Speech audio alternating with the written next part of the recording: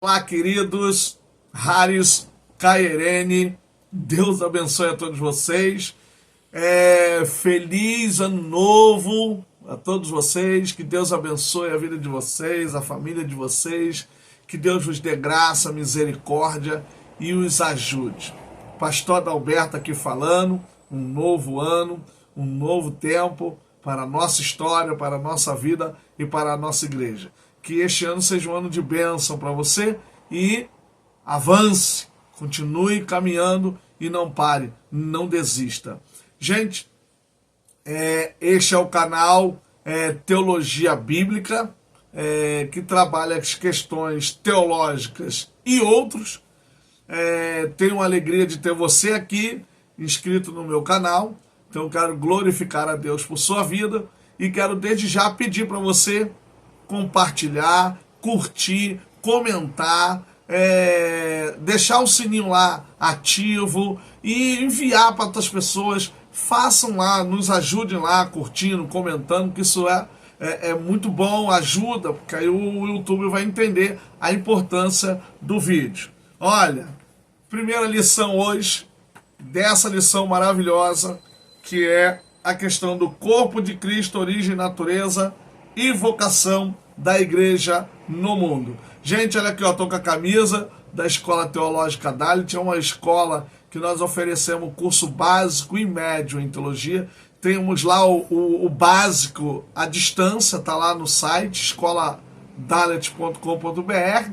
Você pode me seguir lá no meu Instagram, Adalberto Teles, sempre com 2 L's. E aí no YouTube também, Adalberto Teles. Gente, também estamos se programando para colocar o curso preparatório para pregadores lá no site. E aqui no canal do YouTube nós vamos trabalhar um dia da semana falando sobre o grego e o Novo Testamento. Então eu vou pegar um texto e vou fazer aí um comentário de um texto usando o grego e usando o português. Também quero dizer para vocês que saiu 2 artigos meus numa revista acadêmica. Se vocês se interessarem, depois a gente coloca o link aqui na descrição desta aula. Então, vamos para o que interessa. Lição nova. A igreja, origem, né? A origem da igreja. A gente vai trabalhar esse trimestre sobre uma cristologia, uma eclesiologia, que é a questão do estudo da igreja, e vai ser um trimestre muito abençoador. Então, lição número 1, a origem da igreja. O texto em classe é Atos 2, versículo 1 e 2, e versículo 37 ao 38.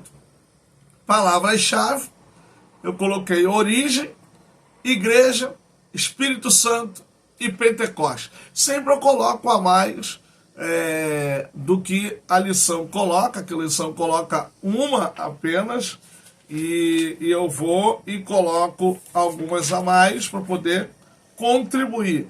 Aqui a palavra-chave é igreja, mas aí a gente coloca algumas palavras-chave a mais para vocês terem uma dinâmica da importância dessas palavras no texto. Então, origem, porque falam várias vezes, igreja, Espírito Santo, que é a tônica, e Pentecostes, que é o acontecimento.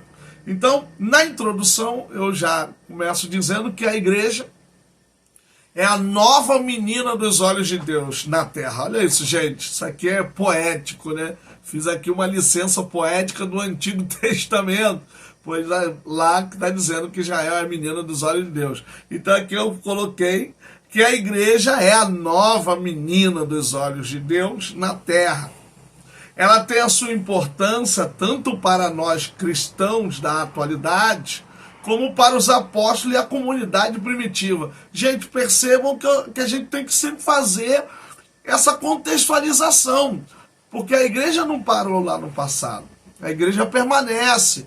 Então, logo, a gente precisa entender o quê? Fazer essa relação com a atualidade e com o passado.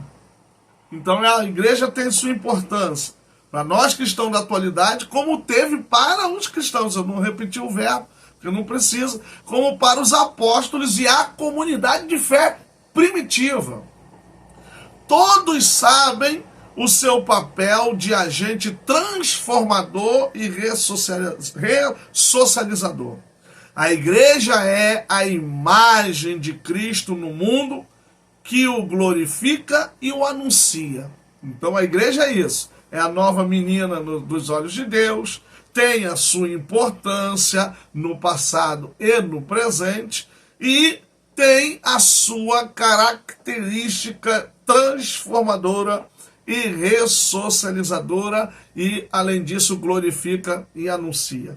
Então você pode também fazer um resumo da introdução, como eu fiz aqui agora. Então eu li a introdução e resumi a introdução para a gente poder ver o que é mais importante. Então a igreja é o novo povo de Deus, a gente sabe disso, tá? Textos de Pedro no Novo Testamento falam sobre isso. Então a igreja é algo sublime. Gente, eu gosto muito de igreja, confesso para vocês, gosto muito de igreja, e as pessoas às vezes falam mal de igrejas, falam mal do que acontece. Gente, qualquer setor, qualquer instituição vai ter problema. Ah, não era para ter na igreja. Gente, a igreja é formada por pessoas. Como disse Martim Lutero, a igreja não é um museu de santos, mas um hospital de pecadores. Inclusive esse mesmo homem disse que nós somos ao mesmo tempo justo e pecador. Então essa é a formação da igreja. Pessoas que ao mesmo tempo são justas, porque são justificadas por Deus, e pecadoras, porque infelizmente continuamos pecando, por isso que a gente vai morrer, porque a morte é o salário aí do pecado. Então a igreja tem toda essa beleza, toda essa importância. Claro que a história da igreja não é uma história bonita também. A gente não pode romantizar a história da igreja. Houve muita morte, houve muita perseguição, houve muita guerra na própria igreja, ainda mais depois do protestantismo, né? Com aquela divisão entre a reforma e o catolicismo. Aí você tem também, no ano 1054, a primeira divisão que foi entre a igreja ocidental com a igreja oriental, que aí foi criada a igreja grega, que é em Constantinopla, tem muito na Rússia também, então no mundo ocidental também tem. É por isso que às vezes você escuta o ministro lá russo dizendo, os ocidentais, porque eles pertencem ao outro lado. Então eles, na verdade, a igreja russa, a igreja grega, que é a igreja ortodoxa, então você tem a igreja católica romana e você tem a igreja ortodoxa grega. Então, enquanto uma tem iconografias, a outra não tem iconografias no sentido de imagens, mas tem também mais uma iconografia com pintura, com vidrais, essas coisas todas. Então elas são igrejas dentro da nossa modificação. Então você tem a igreja católica e a ortodoxa, você depois tem o protestante e o mundo do protestantismo, os pentecostais e os neopentecostais. Aí daí para frente só Deus sabe o que vai ser, porque a gente não tem ideia. Primeiro ponto central aqui a lição volta a ter a sua estrutura, porque as duas outras na passada foram menores, então aquela volta a ter a sua estrutura, 3 grandes sessões, com 3 subtópicos em cada uma dessas sessões. E a primeira sessão aqui é povo de Deus na Bíblia e na história. Então, primeiro no Antigo Testamento. Gente, no Antigo Testamento, o termo hebraico usado para reunião, assembleia e tal, é kahal. Então, kahal é o termo que pode ser traduzido, ou deve ser traduzido como grupo, associação, conjunto, comunidade, povo, exército, etc.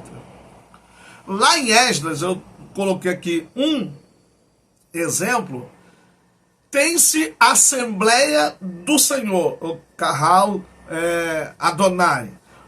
E no Antigo Testamento ainda, o termo se refere ao Israel como conotação étnica.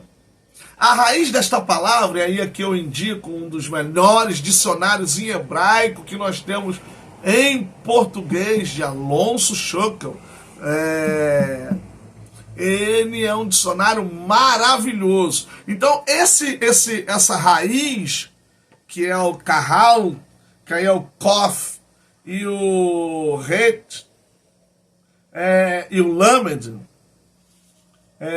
eles vão trabalhar, é o re, no caso, é o kof, o re, e o lamed, que é a raiz dessa palavra kahal.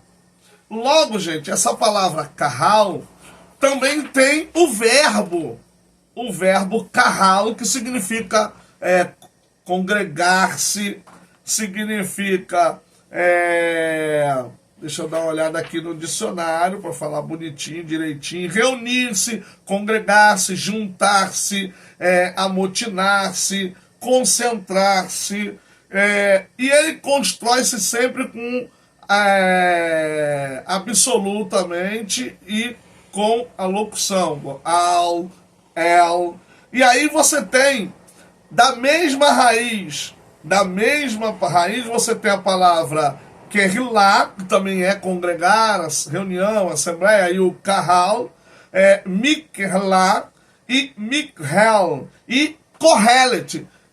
Kohelet é o nome do livro de Eclesiastes. Então significa pregador, presidente de assembleia. Então, esses termos são tudo raiz da palavra kahal. Kehilá significa assembleia, comunidade. Então você tem kehilá, você tem outros termos que têm a mesma raiz da palavra kahal, que seria um substantivo, e o verbo kahal, que é congregar-se, juntar-se, reunir-se. E aí você tem kohelet, que seria aquele que é o pregador, ou aquele que é o presidente da assembleia. Esse dicionário é uma beleza. Deve estar uns 200 e poucos reais, ou 100 e pouco, eu não sei, que faz tempo que eu comprei. Então, logo esse é o termo para falar da questão da reunião. Agora, esse termo tem mais a ver com a questão étnica de Israel, ou seja, povo como nação. Agora, geralmente a 70, que é a tradução da Bíblia hebraica, a 70 traduz, às vezes, etnê, às vezes traduz, no hebraico também tem an, que significa povo, e você tem laós, que no é grego, que também significa povo. Então você tem algumas palavras, e geralmente quando a Bíblia no Antigo Testamento vai se referir a Israel, na 70, ela nunca se refere no plural, e geralmente ela usa o termo laós, já no singular, que significa povo. Etnê significa etnia, raça, povo. Então, quando a 70 vai traduzir, ela vai traduzir mais nessa perspectiva de no singular, por causa de um povo eleito, de um povo separado, e a 70 não usa muito, não é de usar a tradução etnê para se referir a Israel, mas a maioria das vezes, ou praticamente em todas, a palavra usada é laós, isso para identificar o povo de Israel. Então esse é a questão do povo. Claro que tem outros nomes, existem outras palavras que significam, como eu falei, an, que significa povo, Adonai, o povo de Adonai, ou de Israel, o povo de Israel. Igual, por exemplo, lá, um dos filhos de Oséias, Lo-ami, ou seja, não meu povo. Então você vê que tem ali a palavra povo. Então em Esdras, você tem essa junção aí de povo do Senhor, o povo de Adonai. E a raiz kahal, ela tem outras palavras com a mesma raiz, mas sempre com o mesmo sentido, de reunir, assembleia, de congregar e tal. Já no Novo Testamento, o termo para se referir ao novo povo de Deus, porque o novo povo de Deus é constituído por israelitas, por gregos, por bárbaros, por nações, raças, tribos, línguas. Então é um povo que vai abranger todos os seres humanos aí, de todos os lugares que vão se tornar igreja, se aceitarem Jesus. Então a palavra aqui para o povo de Deus no Novo Testamento é eclesia, no grego, eclesia, significa assembleia, reunião e tal. Esta palavra ela é usada cerca de 109 vezes no Novo Testamento. Nos evangelhos, por exemplo, apenas Mateus usa. Então, por isso, como é que eu descubro que o evangelho ele é cristológico, ele é eclesiológico, escatológico ou pneumatológico? É quando ele usa certos termos. Como é que eu sei que os evangelhos são cristológicos? Por exemplo, Marcos, princípio do evangelho de Jesus. Ele não só fala isso, ele fala princípio do evangelho de Jesus Cristo. Aí você vai para Mateus, livro das gerações de Jesus? Não, livro das gerações de Jesus Cristo. Então esse termo Cristo já demonstra ali uma cristologia, filho do homem, filho de Deus e tal, Senhor, tal. E, por exemplo, igreja, Mateus 16, 18 e o capítulo 18, versículo 17, 2 vezes. Então nos 4 evangelhos, só Mateus vai citar a palavra eclesia, se referindo realmente ao povo de Deus, à igreja reunida. Em Atos dos Apóstolos, 19 vezes, eu não coloquei aqui as referências, porque é muita coisa.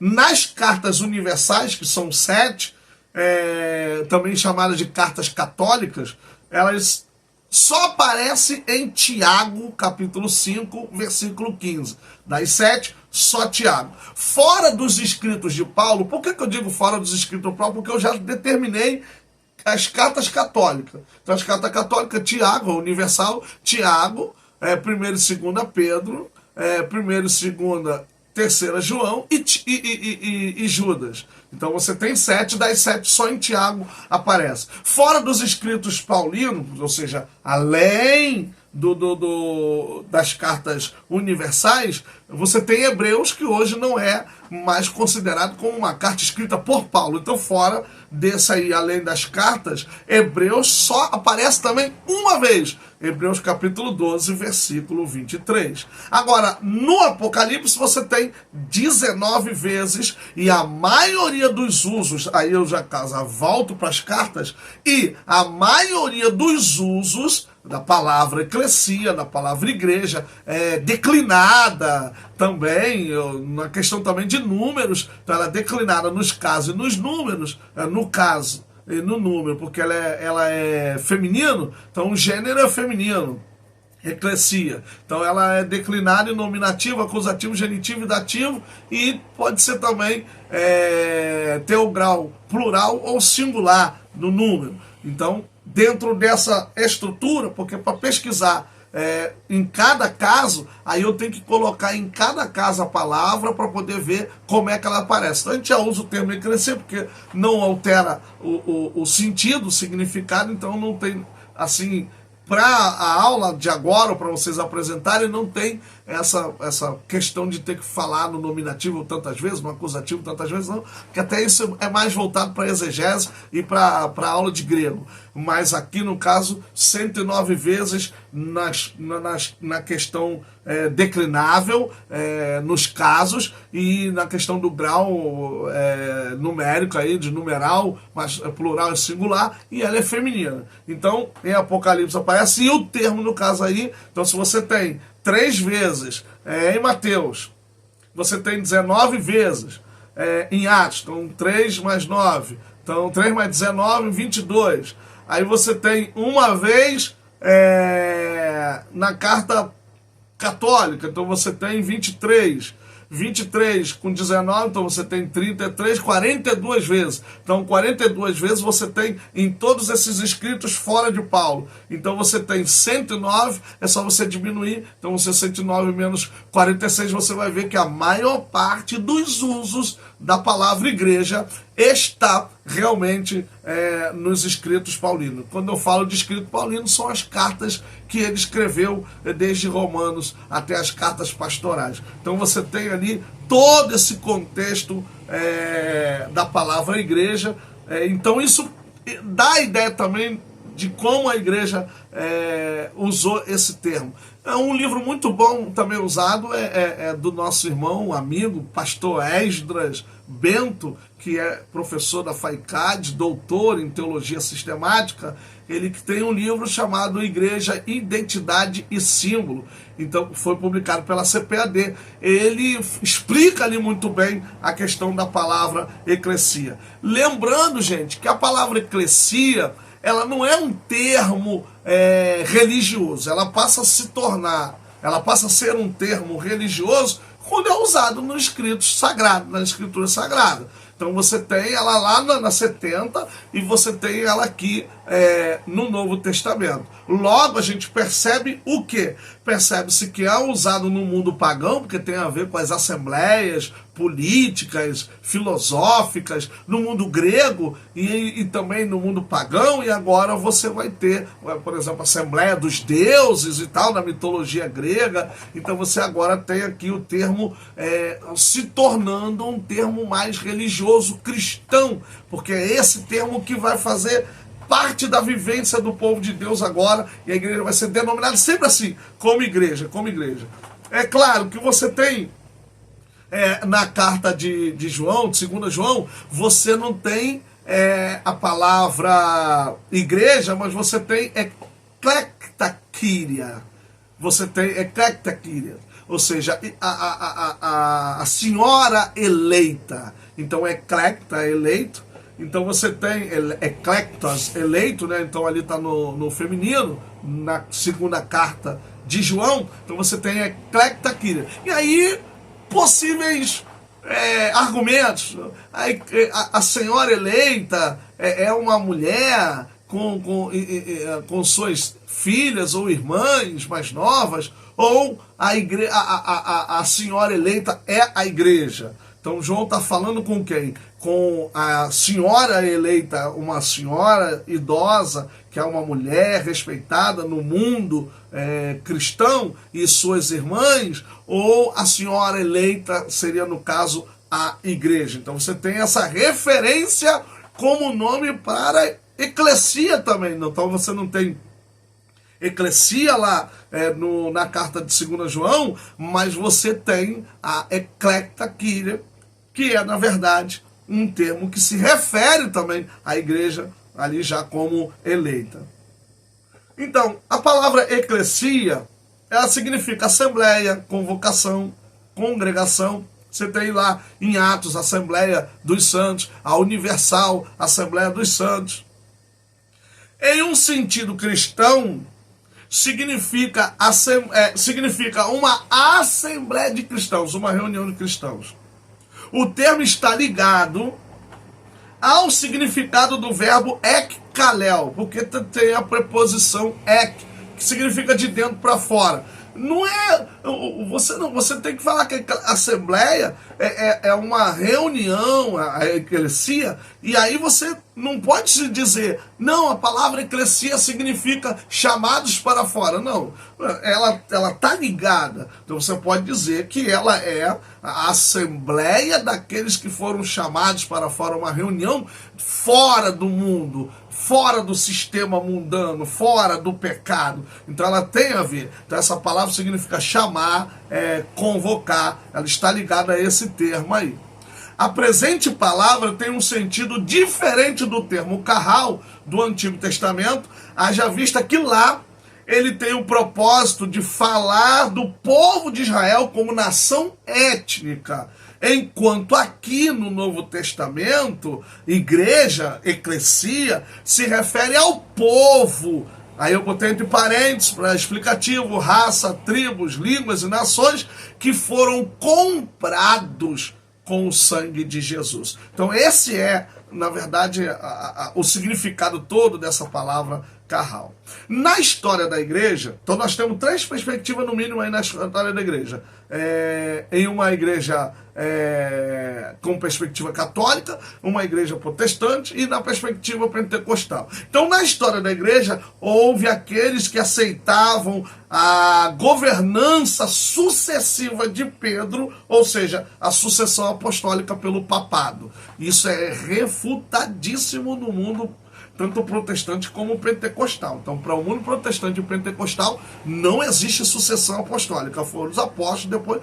Claro, gente, a gente precisa entender certas coisas. Então, assim, na igreja não tem a sucessão de pastores, mas aí existem aqueles, mas não é a mesma coisa que a sucessão apostólica com o papado, porque aí você tem a questão da pontífice, né, que aí diz que o papa não tem pecado e toda aquela coisa a mais. Então você vê que o negócio é uma singularidade do mundo católico e não para todos nós protestantes e evangélicos de forma geral, como os pentecostais. Numa igreja ou na igreja protestante, o sentido de igreja é uma congregação local de pessoas regeneradas e batizadas após a profissão de fé. Então, gente, eu peguei aqui o significado da palavra regenerado, então a palavra traduzida aí para regenerado tem apenas em Mateus, ela aparece só em Mateus, capítulo 19, 28 e Tiago 3, 5. Então, lá em Mateus o texto significa mais ao novo estado de coisa, que terá sua realidade na segunda vinda, ou seja, como a terra seria regenerada. E no outro refere-se à presente vida espiritual do crente, que é considerado como o primeiro dos meios pelos quais a misericórdia de Deus nos salva, ou seja, a transformação, a mudança realmente que houve na vida da pessoa. Então seria para essas igrejas protestantes, é o conjunto, é a congregação de pessoas num sentido local, no caso a igreja local, de homens e mulheres regenerados, transformados, mudados pelo Espírito. Já na perspectiva pentecostal,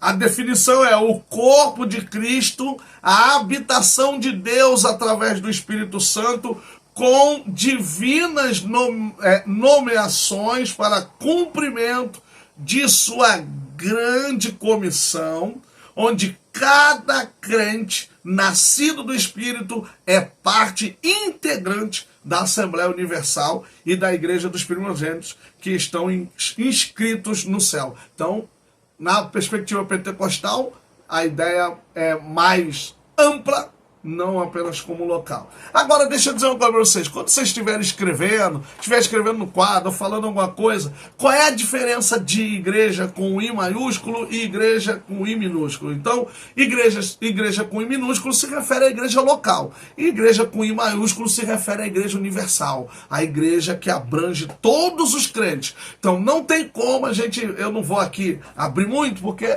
pode fazer parte de outras lições. Então, a igreja universal, ou seja, a igreja que abrange o mundo todo, que nós não sabemos quantos são e quem são, ela é, na verdade, constituída pelas igrejas locais. Então, a gente tem que diferenciar isso. Igreja com I maiúsculo e igreja com I minúsculo. Uma pergunta que eu vou deixar aqui no ar, e vocês podem fazer isso na sala de aula da escola dominical, também para os seus professores e também para os alunos. Qual era a consciência da igreja primitiva a respeito da igreja? O que o povo primitivo do primeiro século, qual era a consciência que eles tinham da perspectiva de igreja? Vocês precisam também pensar nisso. Segunda grande seção, a igreja como criação divina. A igreja como um ideal de Deus. Então percebe-se aqui, nessa parte, a igreja como um ideal de Deus, uma perspectiva de presciência da igreja, porque a lição vai trabalhar que Deus já tinha na sua mente a ideia de igreja, tal. Cuidado, tá, gente, com a questão da predestinação, essas coisas. Por isso que eu usei o termo presciência, não coloquei para poder não confundir e tal, porque a gente precisa realmente saber o que realmente é predestinação, para a gente não cometer erros aqui doutrinários. Então vamos prestar atenção nessa ideia. Então, na presciência de Deus, Deus já tinha essa imagem. Lembra, quem está assistindo minhas aulas, nas últimas aulas de missões, eu falei o quê? Que o mesmo Deus que cria é o mesmo Deus que salva. Então o ato de criar também já é um ato salvífico. Então, nessa perspectiva, existe a igreja já numa presciência de Deus como um ato salvífico, como um ato também de que posteriormente a igreja seria esse agente aí de salvação. Então, isso está em Efésios e fala ali também da predestinação. Então, essa igreja está já no imaginário divino. O Senhor sempre teve um plano de salvação para a humanidade e a igreja sempre esteve no radar divino. Usei aqui um termo bem moderno, no radar divino, com esse propósito, o de transmitir por meio da pregação do evangelho a salvação a todos os homens. Ou seja, Deus tinha no seu radar a igreja com um propósito. Qual o propósito? Foi negado aos anjos. Jesus veio e pregou, os profetas veio e pregou. Os homens do passado pregaram, e agora Deus traz à tona, ou seja, aquilo que era mistério, porque é o que a lição também fala, aquilo que era mistério no passado passa a se revelar agora. Ou seja, a igreja é um dos mistérios, porque Jesus é um mistério maior revelado, né? Jesus é um mistério que estava escondido, que não aparece no Antigo Testamento no sentido de manifestação, que tem gente que fala que Jesus se manifestou no Antigo Testamento. Aí tem que também ter diferença de tipos e antítipos. Então a gente precisa ver isso também. E aí agora a igreja é revelada no sentido aqui passivo, porque a ação é de Deus no revelar. Então a igreja vem, ela é revelada e começa a propagar. Então esse é o objetivo. Pregação do evangelho a todos os homens. Então a igreja vem para isso aí. A igreja como uma realidade concreta. Então ela sai do imaginário de Deus, da sua presciência, do seu subjetivo, e agora vai se tornar uma coisa objetiva. A igreja agora sai da subjetividade de Deus e passa a ser uma realidade concreta. Ou seja, ela vai vir agora ao mundo. Ela, no caso, a igreja, né, surge na plenitude dos tempos, e aqui é colocado Gálatas 4:4, que fala de Jesus e não da igreja, fala que Jesus nasceu de mulher na plenitude dos tempos. Então faz-se uma alusão que também a igreja surge na plenitude dos tempos, porque Jesus também vem na plenitude dos tempos, concomitantemente tendo o seu Criador. Então aqui por isso que eu falo concomitantemente tendo o seu Criador, o Filho de Deus, Jesus Cristo. Existem divergências, claro que nas opiniões entre teólogos no que diz respeito à fundação da igreja. Há quem afirme que a igreja foi fundada, inaugurada em Mateus 16:18. Tu és Pedro, sobre esta pedra edificarei a minha igreja, e as portas do inferno não prevalecerão.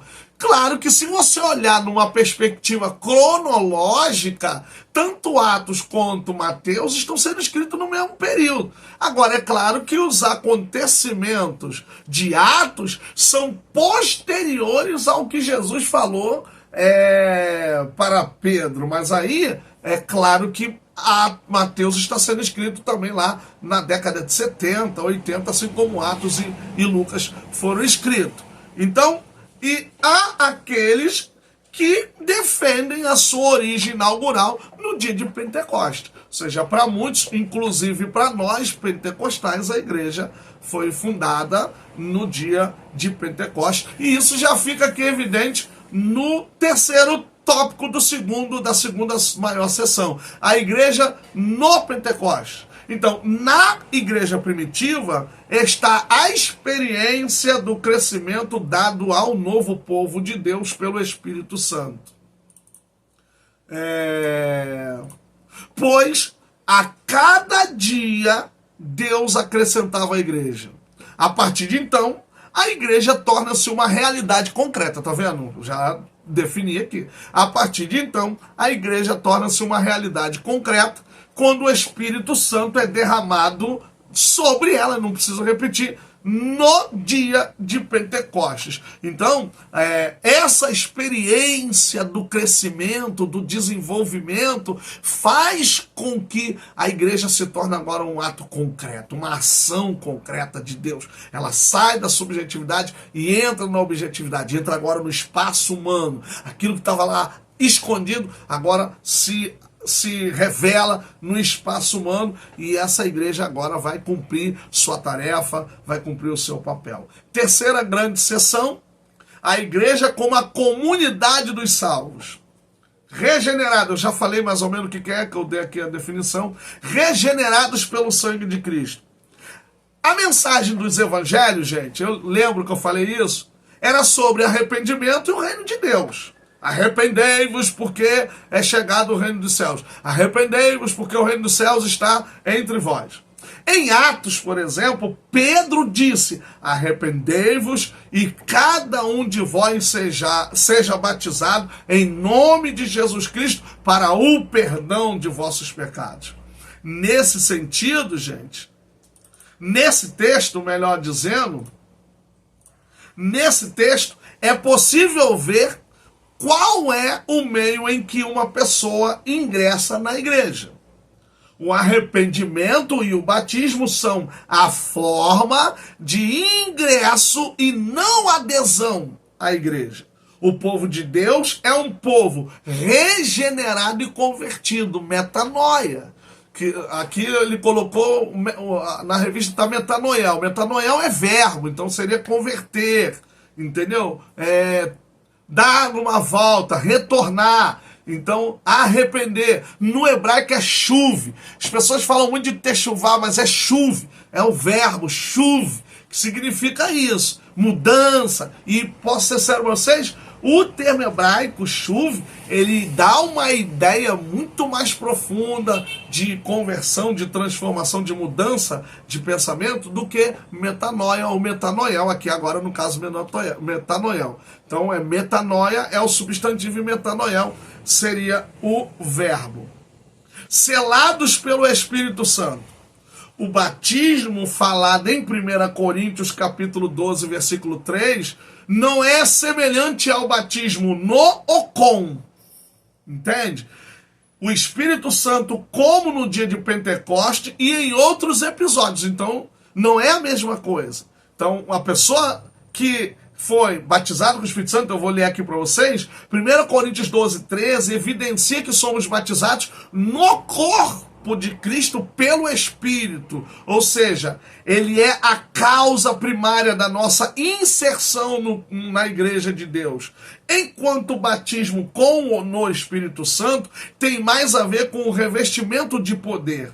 Ser selado aqui pelo Espírito é ser realmente propriedade de Deus. Então, não tem nada a ver, então tem três batismos no sentido de batismo nas águas, o batismo no Espírito ou com o Espírito Santo, que seria o batismo de revestimento de poder, as línguas e tal, os dons, e o batismo a gente pode dizer, batismo do Espírito Santo, que é o batismo que liga, é um batismo de iniciação. É como se a pessoa agora fosse inserida ao corpo de Cristo, e quem faz esse ato é o Espírito Santo. E você vai ler logo no versículo anterior, lá no texto anterior, sejais batizados e recebeis o dom do Espírito Santo. É essa inserção no corpo de Cristo aí. O terceiro ponto, aqui é muito curto, e aí eu já estou pertinho de acabar, eu só resumi. O que eu resumi aqui? Que o batismo que Cristo realizou nos crentes com o Espírito Santo é um batismo de capacitação, no ou com. Enquanto o Espírito os batizou no corpo de Cristo, é um batismo de iniciação, ou seja, formação da igreja. Então Jesus batiza com o Espírito Santo, porque a Bíblia é bem clara, e ele vos batizará com o Espírito Santo. Eu vou deixar esse fogo para uma outra ocasião. E o Espírito batiza o crente para inseri-lo no corpo, que seria a iniciação, formando a igreja. Gente, que maravilha! A lição está muito boa e a aula também vai ficar muito boa nesse trimestre aí, que tem bastante coisa. Concluindo a minha aula, a igreja neotestamentária tem, em algum sentido, alguma relação com o termo carral. Igreja, no caso do Novo Testamento. Mas difere-se da ideia de um povo não étnico, porque lá é étnico e aqui igreja não étnica. A relação será mais por causa de Israel. A igreja foi fundada por Cristo no dia de Pentecostes e permanece até a atualidade. Gente, Deus abençoe vocês. Vou falar o que eu falo nas minhas aulas. Quanto mais a igreja souber quem é Jesus, mais ela saberá quem ela é. Então saiba quem é Jesus e você vai saber quem você é. Deus abençoe, nos siga, compartilhe, deixa o link lá, o sininho ativo, que já já vai estar aí já disponível para vocês. Haris Kairene, um abraço.